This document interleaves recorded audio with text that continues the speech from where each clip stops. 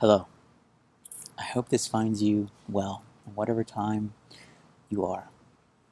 And thank you for joining me for a meditation on Spinoza's ethics. For today, we will be dealing with, I believe, two definitions, though depending on the time, we might just deal with his definition on freedom. The other definition, and the last definition of De Deu, or of God, is on eternity. I think it would also be appropriate to address someone like Descartes on freedom, and especially on the issue of the metaphysics of the will, of what a will is, and what does it mean to speak about freedom in relation to a will.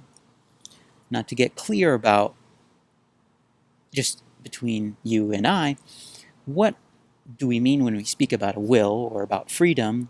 We usually think of as a kind of subject, that is to say, like myself, that acts in the world independent of causal constraints, so that someone that would be a voluntarist would take the position that there's such a thing as a will, that will acts in given different situations and is not determined by causally interactive processes, but nevertheless is generative of a decision by itself, so that, let's say, I'm confronted with a decision A and B. It's not due to the environment or exterior causal processes that lead me to choose either A or B, but in fact, a decision made by my will as a subject, whatever kind of subject I am. That would be something like a classical definition of the will. Descartes specifically calls it the faculty by which to either assent or dissent or sort of reject a judgment. So something's confronted with me and I say either yes or I say no. And the will is that capacity to choose, essentially. Now, Spinoza is usually identified as a determinist, as someone who thinks that everything is determined. That's a naive one. That's a problematic one. And this definition, I think, if we really see what's essential, will show us why. It will also, I think, hopefully I will be able to show what's at stake in this definition and how it's responding to Descartes, and as I've been sort of emphasizing, taking some of the initial Cartesian presuppositions and premises and taking them to their logical conclusion, so that Spinoza is making the things that Descartes sort of assumes and making it his own.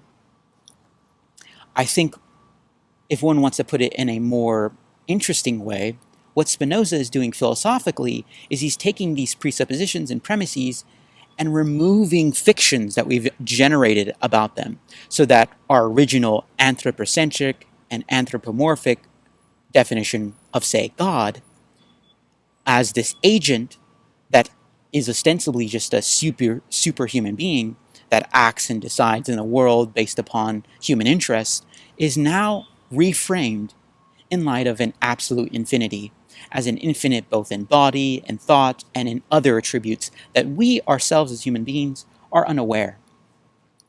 An infinite sort of God or nature. We are very small, finite, precarious things, and to think and elevate ourselves to the point of godhood, or to think as if we could, how do I put it, think that we have exhausted all of nature or God, is to be pretentious and arrogant about our status in relation to the whole of the universe. And so reorientating ourselves in relation to this primitive or this essential definition, this definition of God as an absolute infinity, will purify or rethink or reorientate ourselves in relation to that which is nature. And I think this shows something like the stake of what does it mean to get clear about our actions, about our nature, about how we fit into the world, as it were. Getting clear on these things will lead to a better idea about how to live a good life and what does it mean to organize politically. If we're unclear about what is, how could we possibly organize ourselves into a community? if I could put it this way, if we can't even agree about what is real, what is true, then how could we possibly organize ourselves into large-scale societies that are supposed to work and treat those those people fairly, those citizens fairly? It's impossible, ostensibly, right? Which is why, for Spinoza, politics is largely defined by fictions and imaginations and about superstition, not defined by reason and about getting clear about these things. But this, the opening of De Deu, is meant as these purative or emendative definitions. And getting clear about freedom is essential. It will be essential for understanding ethical action and understanding ourselves as ethical agents. So there's a lot there. And I think maybe going back to someone like Descartes and issues within sort of what does it mean to be free, what does it mean to choose something, will be essential. Though I think we should begin with definition 7 with Spinoza and read from there. So he says, there are two parts to this definition, and I'll show or make that distinction. That thing is called free, which exists from the necessity of its nature alone and is determined to act by itself alone. That's the first part. That thing which is called free is determined from itself alone, right? It's a sort of internal causation, if you could put it that way. And then second, but a thing is called necessary, or rather compelled, which is determined by another to exist and to produce an effect in a certain and determinate manner. Now this seems a little abstract, but let's just think about our own day-to-day life. We are most free when we are most in possession of our knowledge of some action. Maybe, is what Spinoza means. Something like, let's say we're ignorant about something and we're sort of swayed by opinion, right? We hear someone say something, let's say it's some political debate, or it's about climate change, or about whether or not it's about animal ethics, or about, you can think of any assortment of political issues. Let's say we're uninformed, we're quite ignorant. In that situation, we are swayed by opinion. We are swayed by others and what they have to say, and we are compelled by others, right? Let's say, the informer, a news informer, or some political leader tells us something, and we feel fear about something. So we assent to their position, but not because of our own nature, of what we essentially have as insight, but because of others. And we're compelled by them and forced in a sort of a position of indenturitude, or sort of being dependent upon another. We're not determined by ourselves. But in the case of when we're most informed, when we know something like issues about climate science or climatology, or issues about factory farming, or other issues, when we have come to some sort of essential insight about these things, where we know the facts, as it were, we are determined to act in the world on our own behalf, so to speak. Or let's say a more practical situation where when we're confronted with some sort of practical decision, like let's say whether we should enter into sports or not, or whether we should choose a kind of lifestyle or not, when we sort of find out about ourselves reflectively and meditate about our nature, about what we're capable of doing and what we're not capable of doing, and we come to a knowledge of ourselves, then we will be in a position to say, okay, this is something I can do, or this is something I cannot do. This is something I would like to pursue or not. And in those positions, we are most free when we're most internally determined, so that we are still determined, but that we are free because the source of that determination is ourselves, rather than something exterior. So in the case of someone that, like let's say we are an alcoholic, even though we are, so to speak, that alcoholism is appropriated to us, we are at the behest, or the whims of the alcohol exterior. We are, ostensibly aggressive. We're at the possessions.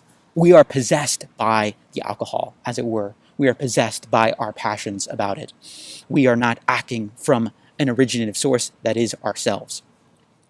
Now, this definition is most true in the case of God, who is always acting out its own nature, its own essential nature, in the expressions of natural beings, the world, ourselves, insofar as we partake or participate in or expressions of this causally generative, actual or absolute infinite, that is to say, God or nature. God is always acting freely, but always acting determinately, so that something like the laws of motion, or the Newtonian laws of motion, or special and general relativity, or chemical laws, like the periodic table, or about biological regularities, like let's say the Krebs cycle or photosynthesis, these are all free, but they're also totally and utterly determined, because it's out of the originative or natural source of what it means to be something like a plant in terms of photosynthesis, or a chemical element in terms of the periodic table and the organization of atoms and the nuclei, etc., or in the case of a body that's moving in free motion or whatever have you.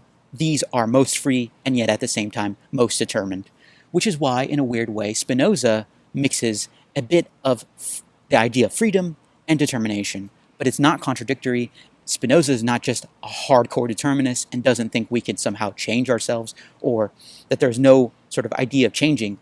Why would he write a book about ethics and what does it mean to understand a life if he didn't think there was some sort of essential insight that could activate our reasons or our reasoning processes to sort of alleviate ourselves of imaginations and to rethink how we should live an ethical life? This idea, this qualified position that's not merely voluntarist or merely determinist or intellectualist. I mean, maybe at best Spinoza's probably intellectualist if I were to sort of weigh in myself on the position of the metaphysics of will. So what I want to get at, sorry, I lost my train of thought. I wanted to sort of go back to someone like Descartes to show the logic of where this conclusion comes from. So in Meditations 4, Descartes is dealing with the problem of evil, or what is also called the issue of theodicy. Therein, Descartes defines freedom, or specifically what it means to be free, and deals in a certain way and resonates with our definition of freedom with Spinoza. If we recall, when something is causally and internally determined of its own nature, that's freedom. When something is causally determined exteriorly or compelled by another, that's determination. That's when we're at the behest of that other thing, like a king that tells us and we're ignorant and we're sort of swayed by that opinion. Or in the case of like a theological case, when we listen to a priest and we're ignorant of our situation and we fear the wrath of God, but in that respect, we're at the behest of the priest and their sort of, so to speak, revealed insights into God. And we are not causally and are sort of acting out of our own nature. We are determined or compelled by the priest, by superstition. So Descartes says, "For in order to be free, there is no need for me to be capable of going in each of two directions." So imagining A and B, freedom is not merely just choosing both at the same time. That's absurd.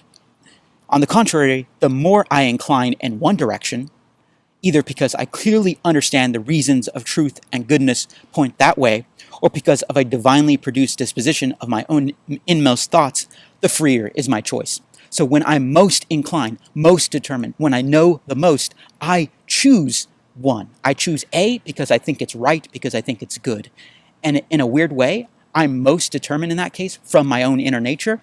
That's freedom. That is, what does it mean to choose or be free in that case? Neither divine grace nor natural knowledge ever diminishes freedom. So when I know the world, then I am in most, that doesn't diminish my freedom just because I know causally interactive things, or the causal network of, say, Newtonian mechanics does not somehow diminish my freedom, but in fact enhances my freedom because I know more and I'm more able to act out of my own nature. On the contrary, they increase and strengthen it.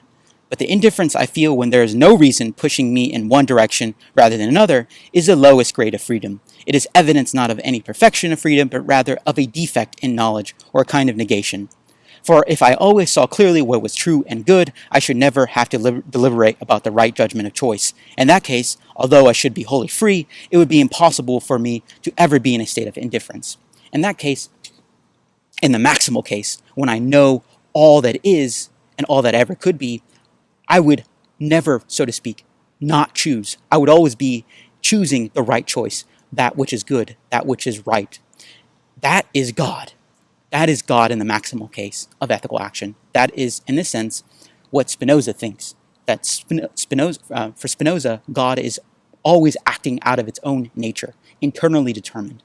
And in the maximal case, we as human beings, when we are possession of our nature or possession of ourselves, or we know our own conduct or we know our own nature, we are most free when we're acting in that internally generative or internally determinative way, when we know things the most. That, in a certain respect, Spinoza and Descartes are on the same page. Spinoza is just drawing the harder conclusion where, as we'll find out later in the text, Spinoza doesn't think there is a will at all. He just thinks the will is identified with the intellect. And the intellect is maximally determinative when it has no fictions about when it's acting, or when I'm not sort of persuaded by hopes and fears, or I'm at the behest of others, or when I'm being superstitious. But when I know things the most, that's the intellect. That also happens to be the will. For someone like Descartes, it's just that Spinoza wants to do away with the language of will.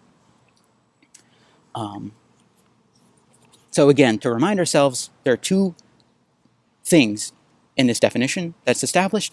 The thing is called most free when it's acting from its own internal nature. The thing is called determined when it's acting or at the behest of something else exterior to it, and so in that respect is determined or compelled. In both cases, there's a kind of determination, but one, you might call it an internal determination, and the other, there's an external determination.